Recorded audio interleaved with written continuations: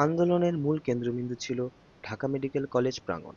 ২১শে ফেব্রুয়ারি আমতলায় রফিক, বরকত, জব্বারসহ আরও অনেকে যখন গুলিবিদ্ধ, তখন হাসপাতালের তৎকালীন ডক্টরস অ্যাসোসিয়েশনের সভাপতি ডাক্তার আলী আসগর এবং সাধারণ সম্পাদক ডাক্তার এ.কে.এম. হাফিজুর রহমানের নেতৃত্বে চিকিৎসকেরা তাৎক্ষণিকভাবে ইমার্জেন্সি ও অপারেশন থিয়েটার চালু করলে তৎকালীন ঢাকা মেডিকেল কলেজের ছাত্র সংসদের সহসভাপতি এবং ফাইনাল ইয়ারের ছাত্র গোলাম মাওলা, যিনি ছিলেন সর্বদলীয় রাষ্ট্রভাষা কর্মপরিষদের অন্যতম প্রধান সদস্য, এবং আরও অনেক চিকিৎসক, মেডিকেল ছাত্র জীবনের মায়া পিছনে ফেলে ছুটে গিয়েছিল হতাহতদের সেবা প্রদানে।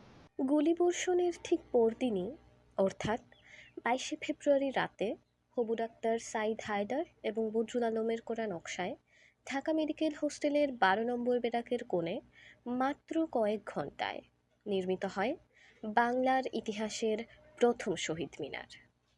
দুঃখজনকভাবে ২৬শে ফেব্রুয়ারি পাকিস্তানি পুলিশ এটি ভেঙে গুঁড়িয়ে দিলেও ঢাকা মেডিকেলের প্রাঙ্গণের ওই পবিত্র স্থানেই আজ আমাদের জাতীয় কেন্দ্রীয় শহীদ মিনার অবস্থিত।